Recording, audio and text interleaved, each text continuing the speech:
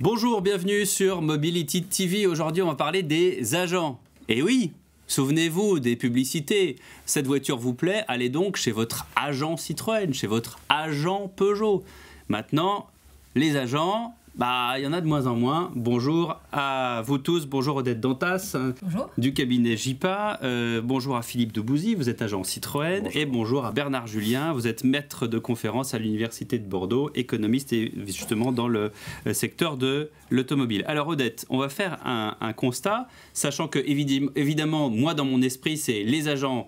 Il n'y en a plus ou pratiquement plus, il n'y a que des gros concessionnaires. C'est pas aussi terrible que ça, mais c'est malheureusement en diminution. C'est clair. Alors, rien que l'introduction est un peu pessimiste aussi sur cet acteur que sont les agents. Alors on va quand même relativiser et dire que c'est quand même un acteur encore majeur de l'après-vente automobile. Pourquoi à double titre? Premier, déjà c'est le deuxième acteur le plus important en nombre de points de vente, après les MERA. Donc aujourd'hui, si on veut retenir un peu des chiffres un peu macro, un garage sur 5 aujourd'hui est un agent. Donc ça reste quand même sa présence, son utilité, parce que c'est réparti. Tout le monde, voilà, il y a toujours un agent pour aller entretenir finalement sa voiture où que l'on habite. Mais qu'effectivement, il y a une érosion. Donc le départ, ça a été, on le sait, le règlement 1400-2002. Et nous, on voit là, en 16 ans, un peu plus de 16 ans, ce nombre-là a été divisé presque par 2. Le règlement, on va peut-être quand même dégrossir. Le règlement d'exemption 1400-2002, Bernard pourra aussi compléter, qui a vu en fait la réorganisation de la distribution du constructeur et notamment tous les agréments qu'il donnait donc à ses réseaux pour entretenir, vendre des véhicules, vendre de la pièce. Et beaucoup d'agents n'ont pas effectivement eu les agréments, n'ont pas été agréés par les différents constructeurs. Mais là aussi, ça ne veut pas dire qu'ils sont morts, c'est-à-dire qu'ils ont fermé la porte. Non, il est bien vivant, lui. Lui, il est bien vivant, il vient de nous dire qu'il est encore une force vive de la prévente. Juste compléter qu'ils sont devenus en fait soit des MRA indépendants, soit ils ont pris un panneau multimarque du constructeur, donc ils sont bien restés dans le giron du constructeur, soit effectivement d'un groupement d'achat, ils sont devenus garage AD ou garage groupe auto. Alors, donc voilà, rien qu'en termes de force et de répartition, ça reste encore un acteur important du marché. Alors la parole est à la défense. Oui, la défense sans être la défense, c'est en fait pour resituer un petit peu comme Odette vient de dire, les agents aujourd'hui font en gros 25% des ventes de voitures neuves pour les constructeurs généralistes.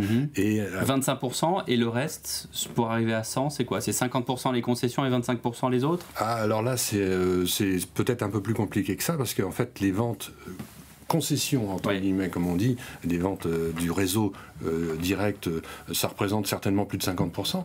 Puis après, il y a la frange. Après, il y a de tout. La voiture sur Internet, maintenant, on l'achète comme une cravate. Oui, mais disons que pour resituer le débat, on est incontournable sur la vente de voitures neuves, les agents, et surtout le débat sur la pièce de rechange. On représente le tiers aussi des ventes des constructeurs de pièces de rechange. Ce qui veut dire vous représentiez combien par le passé? La même chose. C'est-à-dire qu'en fait, ça n'a pas beaucoup bougé. Le volume, comme disait Odette tout à l'heure, on a perdu un nombre d'agents important. On parle d'extinction d'espèces dans la nature. Nous aussi, on est un petit peu dans ce genre-là. Mais le cœur du métier d'agent sont restés les plus importants. C'est-à-dire qu'en fait, ce qu'on a perdu en nombre, c'est surtout des petits qui, en fait, n'avaient pas soit la volonté, soit les moyens de suivre les préconisations. Ce statut de réparateur agréé, la réglementation européenne a déclenché ce statut de réparateur agréé qui, en fait, est une deuxième casquette de l'agent derrière.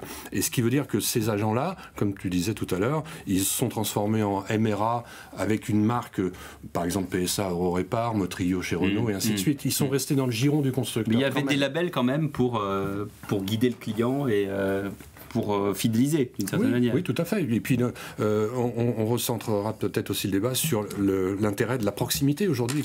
On va y venir, et c'était la question que je voulais poser à Bernard Julien. Est-ce que, encore une fois, sans se voir être trop pessimiste, mais est-ce que c'est pas ce qui s'était passé avec la création des hypermarchés et des supermarchés à une époque où justement le commerce local en a pâti? Oui, alors il y a effectivement eu dans le règlement 2002 une volonté de voir se développer une distribution plus multimarque avec un modèle qui a pu être dans l'esprit de Mario Monti, qui était le commissaire à la concurrence de l'époque, un modèle qui était celui de la grande distribution. Et c'est la raison pour laquelle il a souhaité que l'agrément en réparation soit séparé du contrat de vente de voitures neuves Et évidemment, les constructeurs soumis à cette menace-là ont réagi en donnant des exigences dans le cadre de leur agrément qui étaient beaucoup plus fortes et qui allaient bloquer ce qui aurait été des nouvelles entrées dans le secteur. Et donc évidemment, l'écrémage, disons les choses ainsi, des réseaux d'agences s'est opéré exactement comme le disait Philippe il y a un instant, sur ce mode-là. Et aujourd'hui, on a des agents, quand on les regarde et quand on les compare, par exemple, avec les enquêtes JIPA au MRA, par exemple, ils ont presque 3 fois plus de salariés. On est plutôt sur 6 salariés dans le cas des agents, alors qu'on est plutôt aux alentours de 2 chez les MRA. Donc ce sont d'assez grosses affaires de proximité, avec une technicité relativement forte, avec des investissements qui ont été relativement lourds. Donc c'est un peu le gratin du garage, si vous voulez. Donc c'est quelque chose comme un positionnement intermédiaire entre CMRA, qui jouent la proximité, mais qui sont de toutes petites affaires, et puis la concession.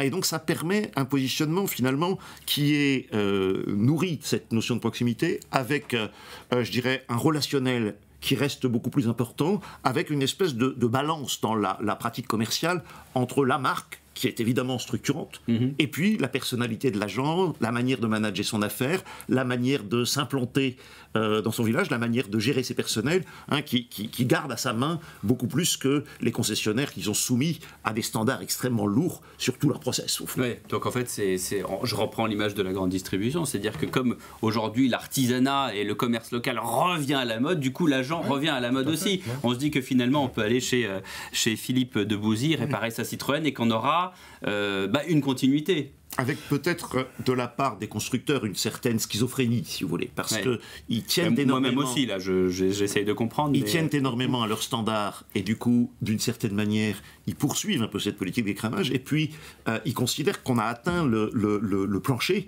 et qu'il faudrait maintenant tenir le chiffre, parce que les constructeurs savent bien qu'en perdant en capillarité, ils perdent en part de marché. Surtout s'ils sont généralistes, si vous voulez. Si vous êtes Audi, les gens vont faire 50 bornes pour venir acheter votre Audi. Si vous êtes Peugeot, Citroën ou Renault, il faut être près du client, sans quoi votre client vous échappe. Donc les constructeurs, ils aimeraient bien cela. Et en même temps, ils ne sont pas capables de réfréner leurs ardeurs normalisatrices s'agissant des agents. Et donc il y a un vrai problème d'équilibre à trouver entre ces deux objectifs. Je maintiens ma capillarité et j'élève mes standards. Et ce qui est révélateur, c'est qu'en fait, pour être un peu plus technique, les agents Citroën, on est passé au statut de réparateur agréé en 2003. Donc l'écrémage, il a eu lieu depuis. Et là, ces dernières années, on a très peu perdu d'agents.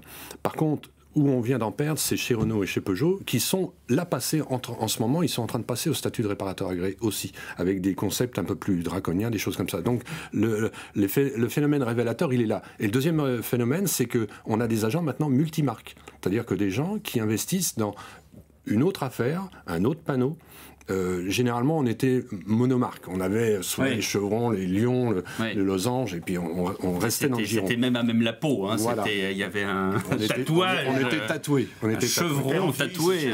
Aujourd'hui, on suit un peu les constructeurs, parce qu'eux aussi deviennent des généralistes. Ils veulent vendre des pièces de rechange à tout le monde, et ainsi de suite. Et nous, ce phénomène-là, des distributeurs, qui sont multimarques aussi, qui n'existaient pas aussi. On avait des cultures monomarques. Et nous, les agents, sont en train aussi de devenir multimarques. On a des agents qui sont Peugeot, Renault, Citroën, en étant signataires du contrat. Que vous faisiez un peu naturellement, parce que je rejoins ce que disait en fait Bernard, vous avez cette capacité en fait avec le relationnel et en fait de proximité, en fait vous entretenez la voiture de monsieur, de madame, du fils, etc., qui n'est pas forcément dans la marque de l'agent, et vous faisiez déjà de manière intuitive du multimarque. Donc vous avez cette capacité, et maintenant avec ce qu'offrent en plus les constructeurs de répondre à toute cette palette-là, donc vous avez en plus un potentiel avec toujours cette caution qui est le panneau de marque par rapport à d'autres. Il faut y insister. C'est vrai que ce multimarquisme des agents leur donne une certaine autonomie technique, stratégique, etc., par rapport au constructeur. Donc le constructeur, c'est bien ça le problème. Il faut qu'il fasse un arbitrage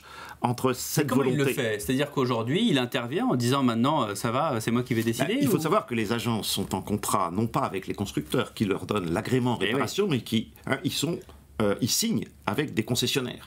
Et on n'a pas forcément politique commune entre la politique de la marque qui souhaiterait que l'écrémage cesse de se faire, et puis des concessionnaires qui, pour certains d'entre eux, comprennent très bien tout l'intérêt qu'il y a à avoir ce réseau secondaire, et qui, pour d'autres, les voit comme des voleurs d'affaires. On le voit tous les ans avec le code d'amour qu'établit le CNPA, notamment.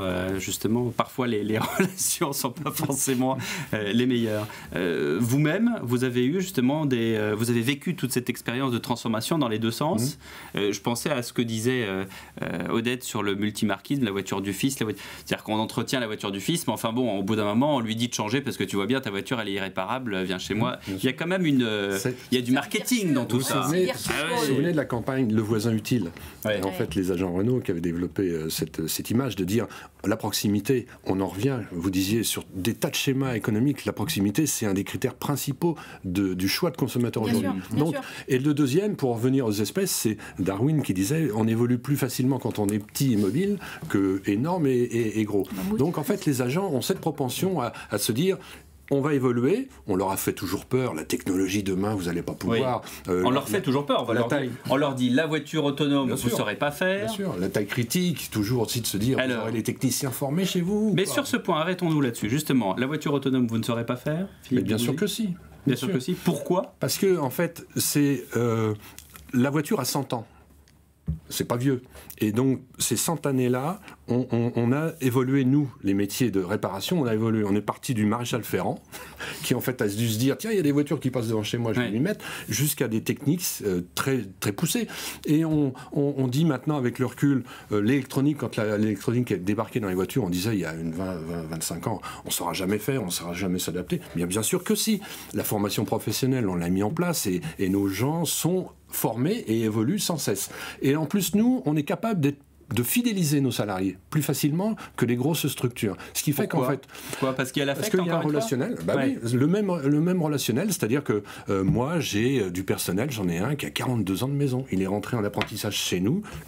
Et il va finir sa carrière chez nous. Et quand vous lui parlez de voiture autonome et de voiture électrique, il dit quoi? Il a évolué. Non mais il dit quoi? Il dit n'importe quoi? Il ne faut pas confondre voiture autonome et voiture connectée. C'est-à-dire qu'en fait, la voiture autonome... on ne va pas rentrer dans ce débat. Quand vous lui parlez des voitures du futur, qu'est-ce qu'il en dit? Il n'a pas peur du tout. Il n'a pas peur? Non, bien sûr que non. Bien sûr. Le terrorisme, au changement, l'idée vous allez disrupter, les startups vont vous manger, etc. Ça prend pas, si vous voulez, parce qu'ils en ont vu d'autres, si vous voulez, tout simplement. Comme l'indiquait Philippe, on leur a dit qu'ils allaient mourir au moins 10 fois depuis 20 ans. Je maintiens, on leur dit encore. On leur dit encore. Simplement, on l'évoquait il y a un instant, il y a leur attitude individuelle et le souvenir qu'ils ont de ces différentes phases de changement qu'ils ont finalement digérées. Et puis il y a aussi une organisation collective. C'est des gens qui, certains sont adhérents au CNPA, d'autres appartiennent à des groupements d'agents. Et le fait qu'ils soient organisés de la sorte, le fait qu'ils aient un système de formation professionnelle géré de manière paritaire, qui les soutient face à l'ensemble de ces mutations-là, ce sont des aides extrêmement, extrêmement utiles. Ça leur donne accès finalement, comme petite entreprise, à des dispositifs qui, sans cela, serait plutôt réservé aux grandes. Et donc cet ensemble, cet écosystème qu'ils ont su créer et maintenir vivant jusqu'alors est quand même un des éléments qui les rassure, et ils ont raison. Mais Bernard Julien, est-ce que, d'une certaine manière aussi, et j'en reviens à ce que vous disiez à propos de la schizophrénie des constructeurs, est-ce que, d'une certaine manière, l'agent n'a pas également fait vivre et fait fructifier l'automobile française? Parce que quand on avait un agent dans son village ou dans sa ville moyenne, dans sa petite ville, on avait un agent Renault ou Citroën, on achetait une Renault ou une Citroën parce qu'il y avait la proximité. Et on s'interdisait d'acheter une voiture japonaise ou une voiture allemande parce qu'il fallait, comme vous le disiez, faire 50 ou 100 km. Le garagiste et ses gars. Alors aujourd'hui, on nous dit mais non, c'est plus le problème parce qu'on trouve des concessions à peu près partout et le service est tellement exceptionnel que finalement, vous pouvez me dire le contraire. Bien sûr que oui. On continue à acheter de la voiture française parce que l'agent de la marque française est implanté un peu partout en France. Autrement dit, je vends des fois autant une Debussy qu'une Citroën. C'est-à-dire qu'à un moment donné, la force qu'on a, nous, c'est la proximité, je me répète, et de se dire, si j'ai un problème technique demain, un véhicule, ça vit. C'est pas comme, en fait, quelque chose qu'on achète et qui sera bazardé quand il marchera plus. Ça s'entretient, ça a une durée de vie qui est de plus en plus longue, paradoxalement. Les véhicules vieillissent de plus en plus, le parc vieillit, donc en fait, il faut l'entretenir. Et cette proximité, ce capital confiance qu'on établit, et c'est très fort. Moi, l'implantation que j'ai, ça fait plus de 50 ans qu'on est dans la même commune. Et je vais juste compléter qu'en fait, le véritable atout que vous avez finalement, c'est que pour moi, ça me permet toujours d'entretenir ma voiture dans le réseau du constructeur, parce qu'il y a quand même le panneau qui est légitime, à des frais, à quelque chose où je peux payer. Effectivement, quand j'ai une voiture de 9 ans, je me dis, déjà, le concessionnaire, c'est plus pour moi, quoi. C'est de la surqualité et je ne peux plus me payer ce genre d'intervention. Les prix sont pas les mêmes. Donc, vous êtes quand même sur une manière de se dire que je peux continuer. Pour un même service. Et cette agilité, on l'a par exemple sur la pièce de réemploi. C'est-à-dire que le vrai débat qu'on a en ce moment sur nous, on est capable de gérer ça, parce qu'en définitive, on discute avec le client, on est en amont, et on a derrière toute l'institution qui va bien. Et donc, on est capable de prôner ce genre de choses-là. C'est un exemple de notre réactivité et notre facilité à changer les codes. Oui, moi, je crois qu'effectivement, les constructeurs ont tort de vouloir administrer des standards aussi stricts. Parce que ce que montrent les agents... Tous n'ont peut-être pas le même discours. C'est-à-dire l'agrément en réparation, il est le même pour les uns et pour les autres. Simplement, le constructeur, il a du mal, depuis le siège, à trouver un discours commercial, des forfaits, des manières de s'adresser aux clients, qui est une valeur universelle. Et le travail que font les agents, c'est un travail d'adaptation. C'est un espèce d'airbag que le constructeur a entre lui et le consommateur pour que les consommateurs rêvés au siège par le marketing et compagnie, ils soient incarnés par le garagiste. Alors évidemment, c'est énervant pour le constructeur, parce que ça veut dire que le de Bouzy, il ne va pas forcément parler comme dans les pubs Citroën. Mais il va garder le client, il va l'attirer, toute chose que n'aurait probablement pas fait le marketing central si on l'avait laissé à lui-même. Oui. Et c'est là que je parle de schizophrénie, parce que le constructeur, il sait que j'ai raison, mais il ne veut pas l'avouer, parce que sinon ces standards sont plus administrables. C'est la raison pour laquelle vous êtes là et que vous êtes là pour nous le dire. Et puis il y a un phénomène de conquête. Nous sommes capables d'avoir des clients autres marques, comme tu disais tout à l'heure. C'est-à-dire que la deuxième voiture du ménage, souvent on l'entretient aussi. Et donc ça, les constructeurs sont très sensibles à la conquête. C'est-à-dire que là, le réseau d'agents, c'est un outil formidable pour aller faire de la conquête. Quelle est véritablement la valeur ajoutée d'aller chercher une voiture en concession alors qu'on peut avoir la même chez vous ? La valeur ajoutée, c'est des fois tout bêtement le marketing rouleau compresseur. C'est-à-dire qu'à un moment donné, quand en fait vous allez sur le site d'un constructeur, parce que maintenant il y a quand même une grosse décantation de l'achat par sur Internet, et ainsi de suite, et donc l'orientation du client peut aussi se faire comme ça. Après, nous, notre force, c'est la proximité, je me disais, mais le bouche à oreille, des choses comme ça. Et donc là, on a ce dysfonctionnement. Et puis une voiture, c'est tellement compliqué à comprendre aujourd'hui quand on achète un véhicule, les motorisations, les embarquements de choses et d'autres, qu'il faut un interlocuteur qui soit capable d'éclairer le consommateur. Et l'agent, quand il est petit, il n'a pas tout le temps cette veine commerciale. Il n'a pas la formation non plus. Il n'a pas la formation des vendeurs dans les concessions. Et puis le temps, c'est-à-dire qu'en fait, vous savez, on est un peu des chefs d'orchestre. Il en a en stock, parce que moi, le souvenir, c'est un peu la Madeleine de Proust que j'ai, c'est les agents, il y avait en gros une voiture à côté du bureau où on signait les réparations, il n'y en avait qu'une. C'est pour ça que ça se puis elle était là assez longtemps. Les concessionnaires qui sont malins, ils comprennent cette espèce de complémentarité qu'il y a entre eux et leur réseau secondaire. Du coup, ils ont des vendeurs secteurs qui peuvent épauler. Et puis, le stock, c'est plutôt le leur. Et puis, donc, après, ils partagent un petit bout de marge. Mais globalement, le schéma est assez bien conçu. Simplement, il a du mal à bien vivre parce que cette espèce de diversité, on évoquait Darwin tout à l'heure, qui permet l'adaptation, elle est contradictoire, encore une fois, avec des standards, avec des manières un peu normées de fonctionner. Odette, est-ce qu'il y a des agents qui veulent devenir concessionnaires? Il y a des agents qui veulent changer de métier, il y a des gens qui se disent voilà, je jette l'éponge, j'en peux plus?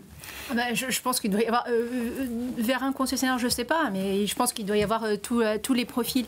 Et tout à l'heure, j'ai peut-être pondéré ce que disait peut-être Bernard. Vous êtes trop optimiste, vous pensez pas? Non, c'est pas ça. Je suis fataliste. Fataliste? Dans quel sens? Excuse-moi, vas-y. Je pense qu'une peut-être peut-être concurrence ou difficulté qu'aujourd'hui vous allez peut-être rencontrer. Vous parliez tout à l'heure des MRA, mais moi je pense qu'aujourd'hui tous ces MRA, ces profils de garage qui sont un peu sur les mêmes concepts, les mêmes relationnels, la même complicité, sont aujourd'hui soutenus de plus en plus par leur groupement qui leur donne de plus en plus tous les outils aujourd'hui pour être le vrai garage solution d'aujourd'hui et de demain en termes de compétences métiers, en termes d'équipement, aussi de notoriété. Vous avez vu jamais autant de pubs à la télé aujourd'hui d'enseignes de garage. Donc, ils veulent effectivement... Pas que ça imprime tellement pour l'instant. Hein. Mais il faut commencer, Bernard. Il faut bien commencer un jour pour effectivement... Et bon, parfois les études, elles montrent que voilà, il y en a qui commencent à avoir une certaine notoriété, une certaine assise. Mais comme on est sur de la proximité, les gens les connaissent. Et aujourd'hui, voilà, il pourrait se poser la question, est-ce qu'on aura la technologie pour demain? Est-ce que, etc. Et je pense que ces garages de proximité peuvent être aussi... Je pense que, pour répondre à votre question, il y a deux phénomènes qui sont évidents. Le premier, c'est la concentration qu'il y a chez les distributeurs. La taille critique d'un distributeur, c'est-à-dire anciennement un concessionnaire, elle est énorme. Aujourd'hui, les petits concessionnaires, entre guillemets, sont en voie de disparition. Oui. Ils n'ont plus les moyens de suivre les critères. Et les marges sont tellement écrasées sur les ventes de voitures neuves que vous gagnez votre vie si vous avez un volume important. Ça, c'est un premier point. Et deuxième point, pour continuer la rémunération sur le VN, l'agent, il va s'en détourner parce qu'on gagne de moins en moins notre vie à vendre une voiture neuve. La concurrence exacerbée, les marges, les promotions, des choses comme ça. Donc, en fait, l'agent, il se dit... attendez, je vais passer du temps à vendre une voiture alors que mon cœur de métier, c'est de les réparer. Et donc, je préfère vendre une batterie et gagner autant ma vie que des fois sur une vente de voiture neuve. Eh bien, vive les agents. Merci beaucoup à tous d'avoir participé. Merci à Bernard Julien, merci Odette Dantas et Philippe Debouzy. Merci de nous avoir suivis sur Mobility TV.